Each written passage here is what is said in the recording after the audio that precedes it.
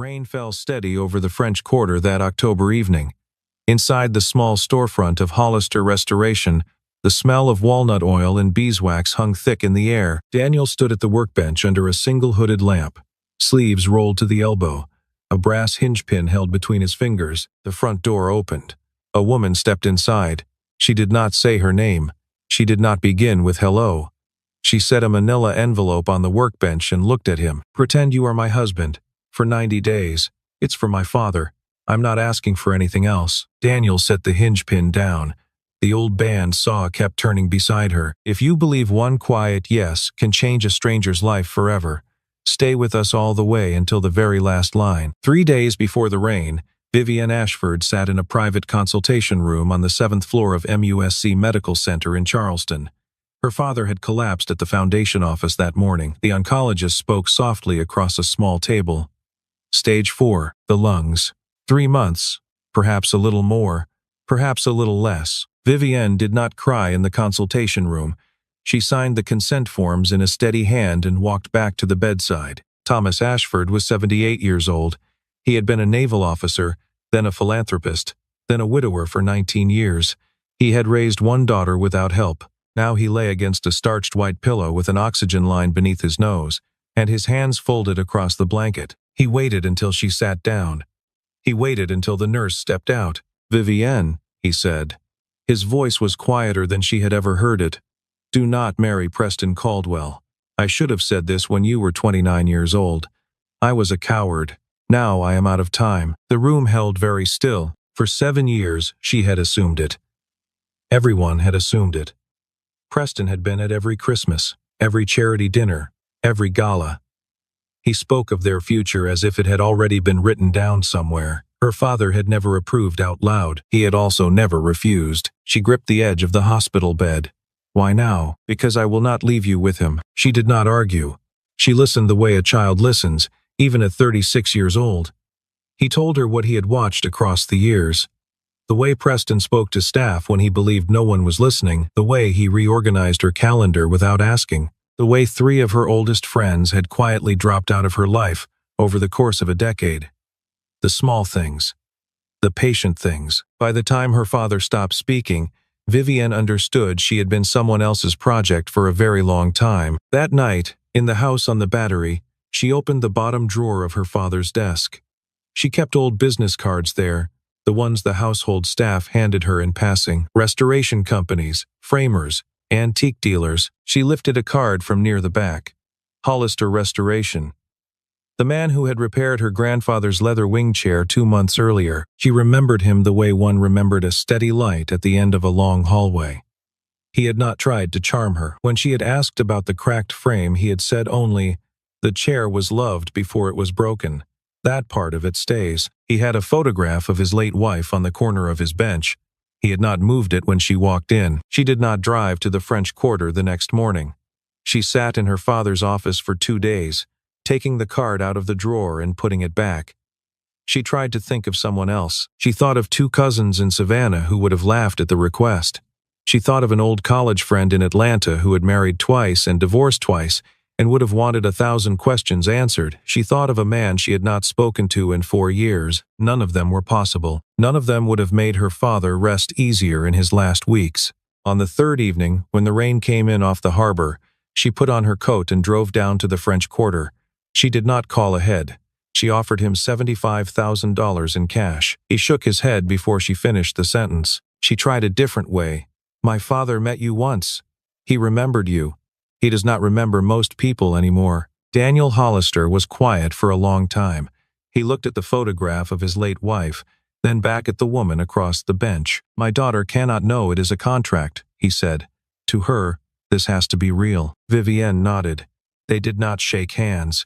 They did not need to. Daniel and Hannah arrived at the Ashford house on the Battery on a Tuesday afternoon. Hannah was 8 years old.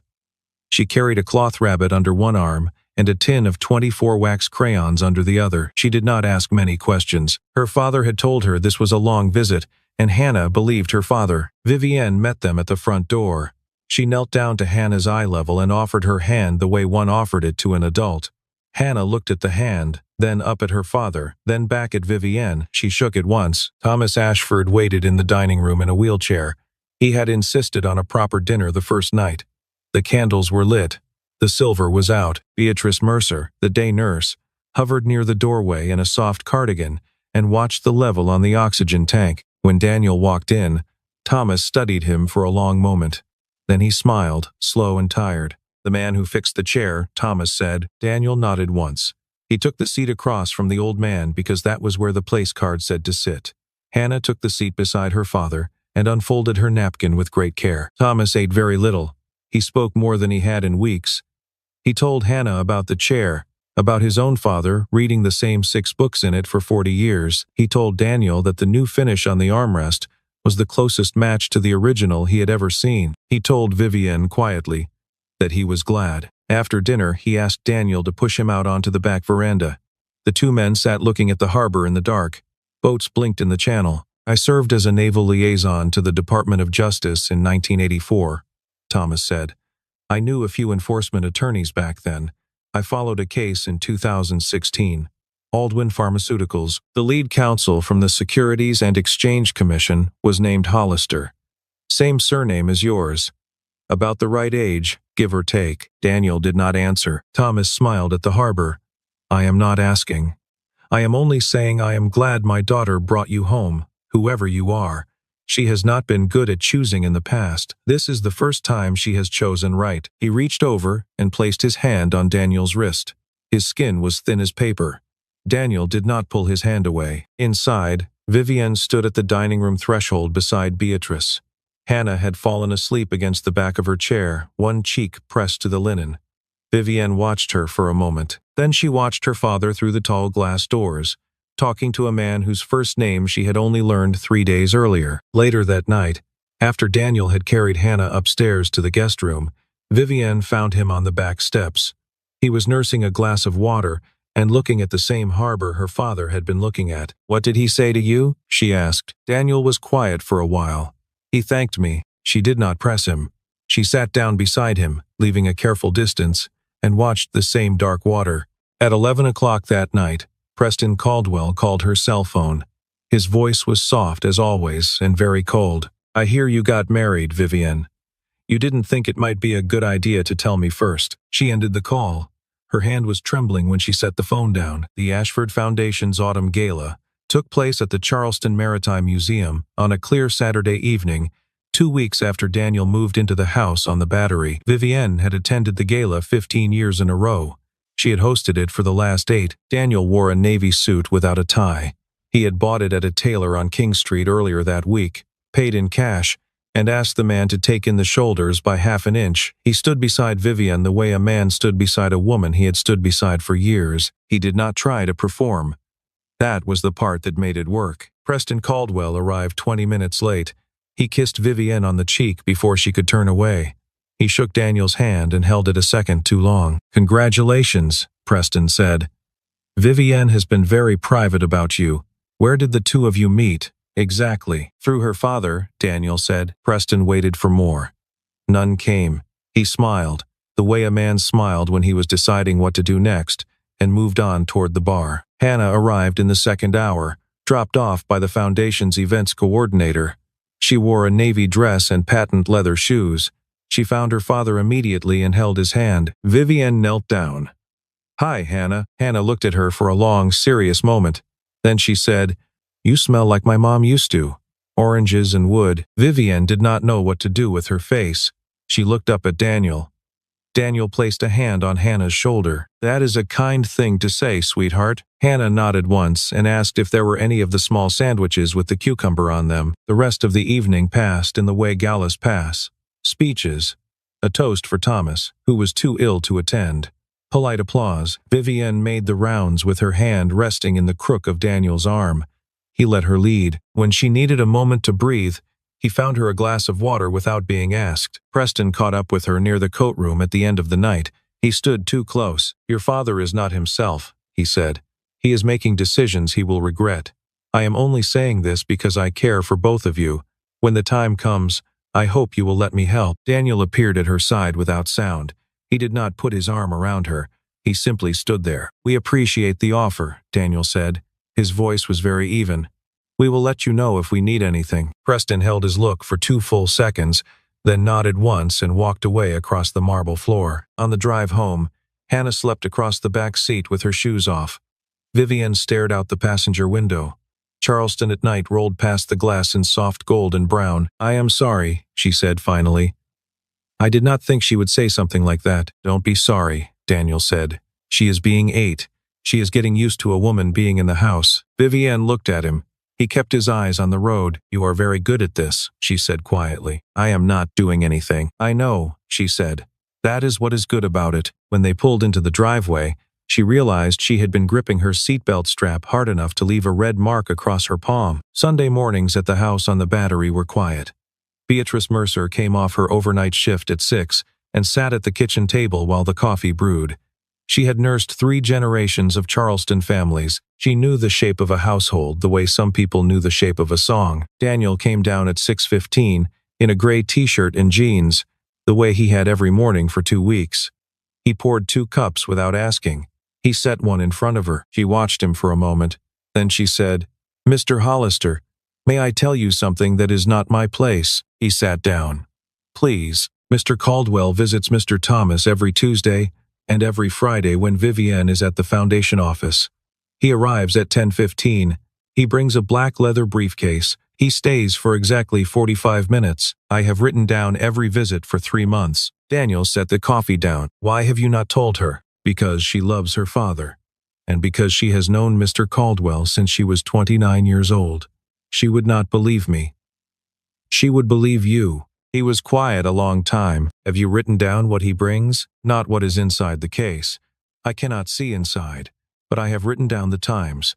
And I have written down the day he came with a notary public." Daniel looked up. "What was the notary's name?" Beatrice slid a folded slip of paper across the table. He read it. He folded it once and put it in his shirt pocket. "Thank you, Beatrice. You are welcome, Mr. Hollister." She rose with her coffee. At the doorway she turned. "You look at Mr. Thomas the way a man looks at his father. Mr. Caldwell looks at him the way a man looks at a filing cabinet." She went upstairs to sleep. Daniel sat at the kitchen table for a long time after she left. Hannah came down in pajamas with a drawing she had finished the night before. It was a picture of Vivienne sitting on the porch beside Thomas in his wheelchair. Their hands almost touched in the picture, but not quite. "Daddy," Hannah said, climbing onto the chair beside him. "How long are we staying here?" He brushed her hair back from her forehead. "Until Mr. Thomas does not need us anymore." She thought about this very carefully. She was a child who took questions seriously. "Mr. Thomas is always going to need us." Daniel did not correct her. That afternoon, Vivienne came home from the foundation office and stopped in the doorway of the back garden. Daniel was kneeling beside a flower bed with Hannah, showing her how to break the soil around an azalea root without cutting the smaller threads beneath. He spoke very quietly. Hannah listened with the kind of attention children only gave to the things they trusted. Vivienne stood at the doorway for a long minute before she set down her bag and went upstairs to change. She did not know why her eyes burned. She washed her face in cold water and stood at the bedroom window for another minute before she came back down. That night, Vivienne found him in the library. She did not say anything. She set a tumbler of whiskey on the side table beside his chair and took the chair opposite him. She picked up a book she had no intention of reading. He picked up the book he had been pretending to read for an hour. They sat that way for 2 hours. The fire in the grate burned down to embers. Neither of them moved. When she finally stood to go to bed, she stopped beside his chair. She placed her hand on his shoulder for 3 full seconds. He did not turn around. He did not need to. She did not say goodnight. He did not say it back. Upstairs, in the dark hallway, she pressed her palm flat against the cool plaster wall and breathed in and out for a full minute before she opened her bedroom door. Daniel began keeping track of Preston's schedule the way he used to keep track of a witness list. He did not make notes on paper. He kept them in his head, in the careful columns where he had once held docket numbers and exhibit logs. On the Tuesday of the 6th week, he left the woodshop at noon and drove back to the Battery. He told Vivienne he had forgotten a book. He had not forgotten a book. He came through the side door and stood in the hallway outside the study. The pocket doors were not fully closed. He did not lean in. He stood where the angle of the brass hinge let him see one corner of the room and let him hear everything. Preston was speaking. soft and reasonable, the way he always spoke. "Uncle Thomas, this is just a precautionary medical power of attorney, so that I can help Vivienne when the time comes that you are not awake for the decisions. She should not have to carry this on her own. You know how she gets." Thomas's hand shook around a fountain pen. His eyes were on the document, but his eyes were not reading. The morphine sat across his shoulders that morning like a careful weight. Beatrice walked in then, carrying a blood pressure cuff. Her face was composed. "Mr. Caldwell, I need to take Mr. Ashford's vitals. Please leave the document with me. I will pass it to the family attorney." Preston's smile did not move, but something behind it did. He gathered the papers slowly. He took the pen back. He said his goodbyes with the warmth of a man who had not been interrupted at all. When Preston had gone, Daniel stepped into the study. Thomas looked up. For a moment his eyes cleared the way they sometimes did in the late mornings. "I did not sign anything," Thomas said, "but I did not have the strength to push him out." "You do not have to push him out anymore," Daniel said. "I will do that part." Thomas nodded once. He closed his eyes. That night Daniel asked Beatrice for the journal. She brought it down to him in the kitchen, wrapped in a clean dish towel, as if it were something fragile. He read it page by page in his bedroom with the door locked. He read until he reached the entry from 6 weeks earlier. Preston had brought a notary public to the house on a Friday morning. Daniel knew the notary's name. He had seen that name in a sealed referral from the Securities and Exchange Commission in 2012. The man had been disciplined for certifying forged signatures in 3 estate matters in upstate Georgia. The matter had never reached criminal charges. The notary had moved to Charleston the following year and reopened under a different firm. Daniel sat on the edge of the bed and looked at the wall for a long time. He was not afraid. He had not been afraid in a courtroom in 12 years, but he understood now what kind of work he was about to do, and he understood that the cost of doing it would be public and that the woman sleeping at the other end of the hallway would have to walk through that public cost beside him. He turned off the lamp.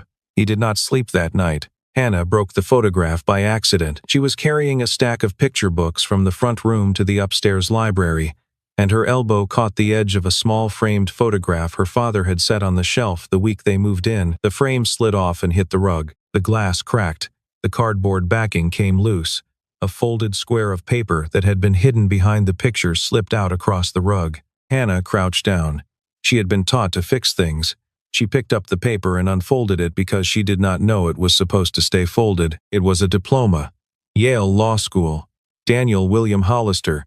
2008. Vivienne passed the doorway and stopped. Hannah looked up. "I broke the picture. I am sorry." Vivienne knelt down. "It is all right, sweetheart. We can fix the frame." She took the paper gently.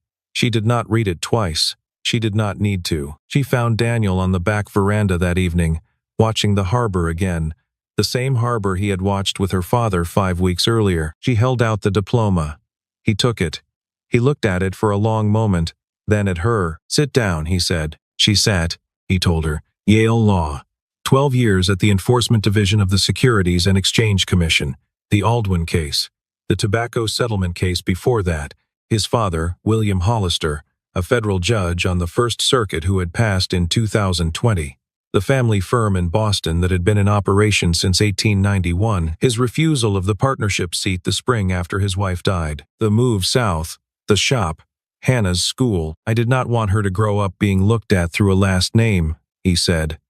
"I wanted her to be looked at first." Vivienne asked the question she had been holding since the gala. "Why did you agree to this, Daniel?" He took a long time to answer. 6 months ago, your father came to the shop. He had a leather wing chair in the back of a borrowed truck. He saw the photograph of Sarah on my bench. He did not ask about her. He looked at the photograph and he said, 'I am sorry. She looks like a woman who knew how to love.' Then he handed me the chair. That was all. I did not forget it." Vivienne did not speak for a long time. Then he set Beatrice's journal on the small iron table between them. He opened it to the page that mattered. "Vivienne, Preston has been preparing to challenge your father's estate. He needs your father to sign a document in the next week or 2. I am going to stop him, but you should know what I am doing, because after your father is gone, this is going to become a public legal matter. Your name will be in it. So will his." She looked down at the open journal. Then she looked at his hand resting beside the journal. Then she placed her hand next to his. They did not touch. They were only clothes. For 6 weeks they had circled each other through hallways and dinners and the small, slow rooms of a dying man's house.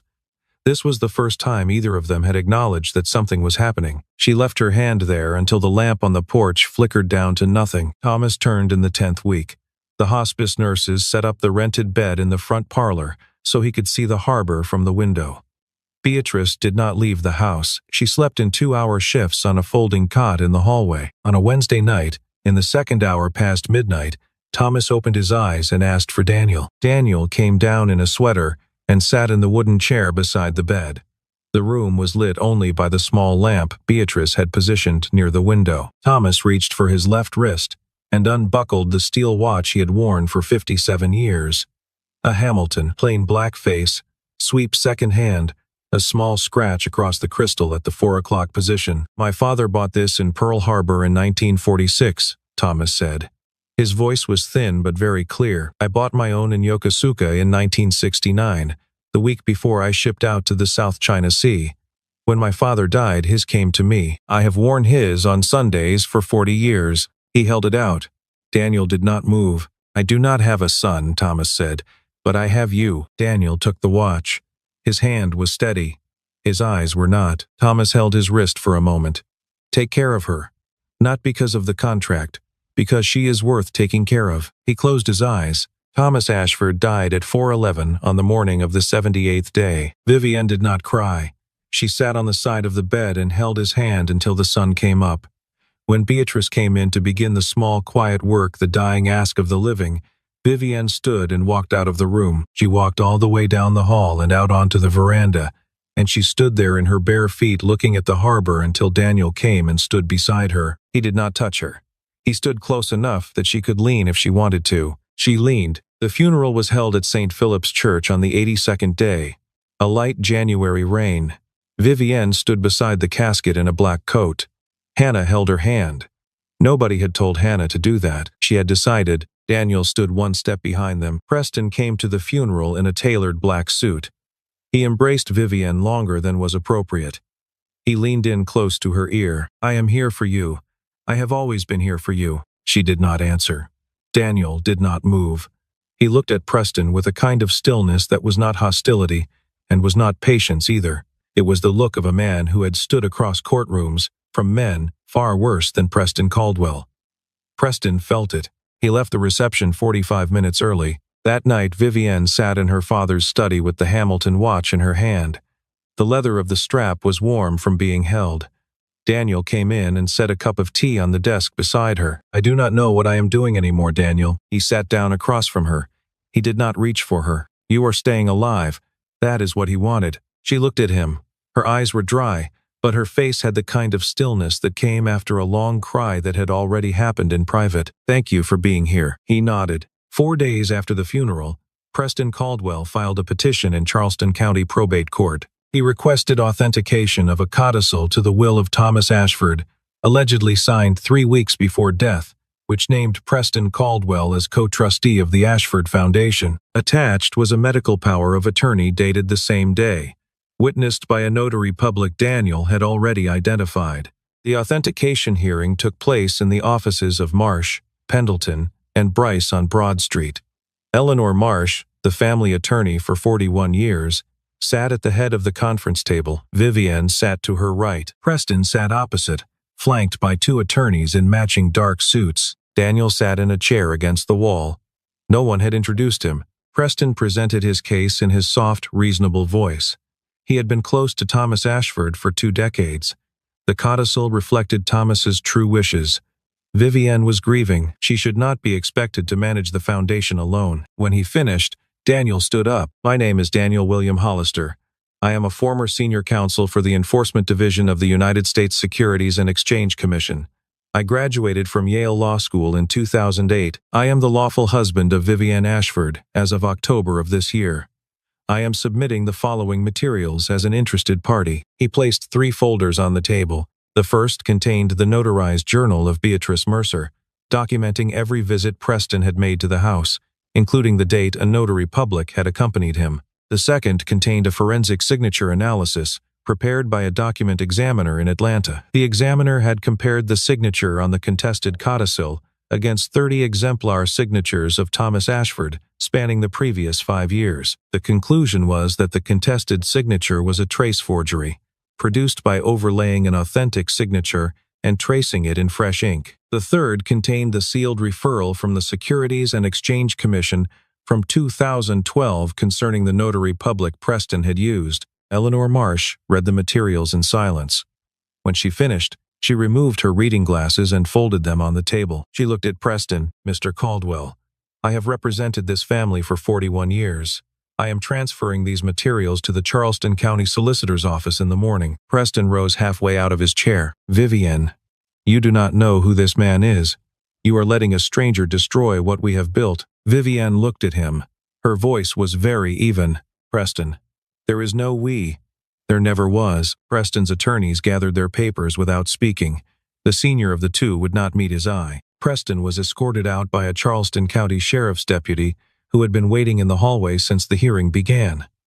Eleanor Marsh had arranged it the night before, the moment she had read the affidavits. Eleanor closed the folders one by one and set her hand on the top one. She looked at Vivienne. "Your father knew this day would come. 3 weeks before he passed, he asked me to draw up a parallel set of instructions for the foundation and the trust. He told me you would only need to see them if a certain person attempted what we have just witnessed. I am going to bring them to your house on Friday morning. We will read them together." Vivienne nodded once. She did not trust her voice. She found Daniel at the elevator with his hands in his pockets. She did not speak. He did not speak. The elevator doors opened. He held them with one hand and waited. She stepped in beside him. They rode down 5 floors without a word. On the sidewalk outside, the January sun was very bright and very cold. 2 days after the authentication hearing, Daniel began folding his shirts. The original 90-day window in the contract had quietly come and gone the week before. Neither of them had spoken the date out loud. The house on the Battery felt larger than it had in November. Many of the foundation files had already been moved to the law office. The hospice equipment had been carried out. The rented bed in the parlor was gone. The wing chair sat in its place against the south wall, polished, waiting for the next thing. Hannah sat on the stairs in her socks and watched her father pack. She was 8 years old, and she was learning the shapes of departure. "Daddy, are we going home?" "Yes, sweetheart. Will Miss Vivi come visit?" He paused with a folded shirt in his hands. "Maybe. She has a lot to take care of right now." Hannah thought about this for a while. Then she got up and went down the stairs. She found Vivienne in the library, sorting through her father's correspondence. Hannah sat down on the rug beside her chair and put a folded drawing on Vivienne's lap. The drawing was a small house. Not the Battery, not a mansion. A single-story cottage with a wide front porch. 3 people stood in front of it. A man in a flannel shirt, a woman with brown hair, a little girl holding the woman's hand. Across the roof, in careful pencil, Hannah had written one word: home.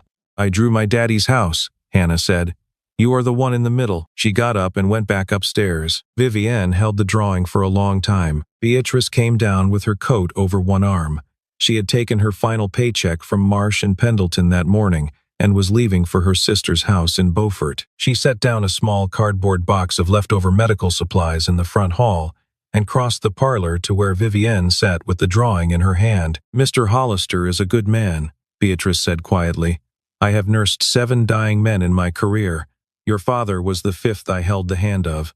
Daniel sat with him in a way I have only seen sons do. I thought you should hear that from me before you make any decisions you cannot take back." Vivienne nodded. Beatrice picked up her cardboard box and went out through the front door. The latch closed behind her. The house felt as if a clock had stopped somewhere inside the walls. She found Daniel in the guest room. He was folding a gray flannel shirt. She did not say anything. She walked to the open suitcase and set the drawing on top of his folded clothes. "I need time," she said.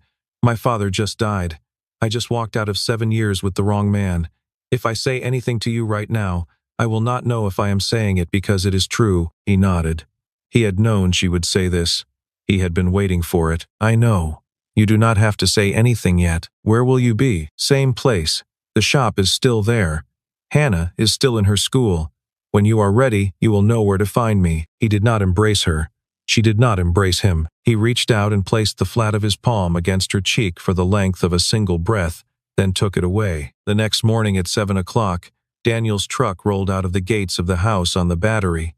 Hannah sat in the passenger seat with her cloth rabbit and a small box of crayons. Vivienne stood at the second-floor window of her father's bedroom and watched them go. She did not cry. She walked downstairs to the wing chair against the south wall. She sat in it.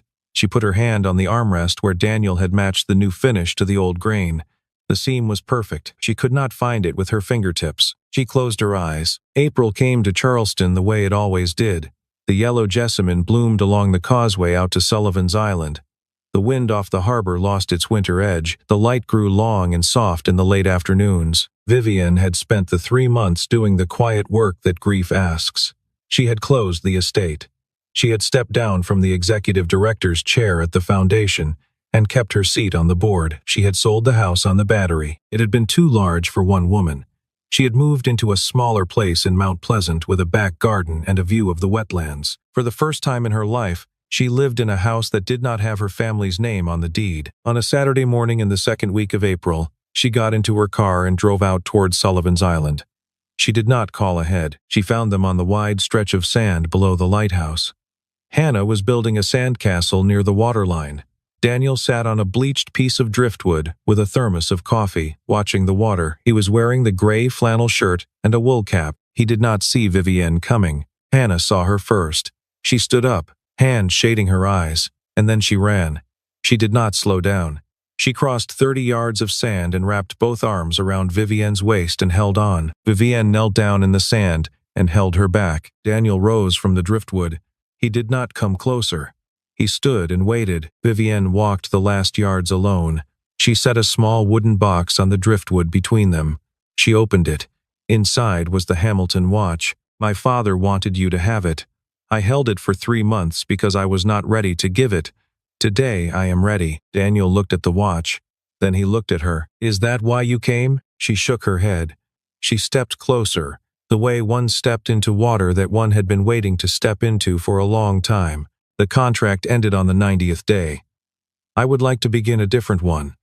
No timetable, no paperwork. Not because of my father. Because of me." Daniel set the thermos down on the driftwood beside the watch. He took one step forward. For the first time in 6 months of knowing her, he placed his open hand against her cheek and let it stay there. He did not move his hand away. He looked at her the way one looked at the first land after a long passage at sea. Slowly, carefully, as if he could not yet be sure he was seeing it correctly. "I have been waiting," he said. "Not for you to come back, for you to be ready. They are not the same thing." She nodded. She did not trust herself to speak. "I love my daughter more than my own life," he said, "and I am bringing you into a house with that. You should know what that means before you walk in." "I know what it means," Vivienne said. "I have been thinking about it for 3 months." "Are you sure?" he said. She nodded. Hannah came up behind them. She did not understand all of it.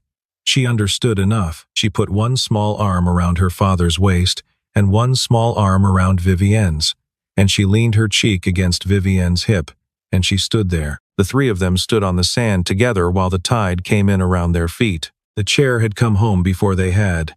So had the watch. The man and the woman were the last things to arrive, and they arrived together, and neither of them had been looking for anything anymore. They were only there, and being there, finally, was enough.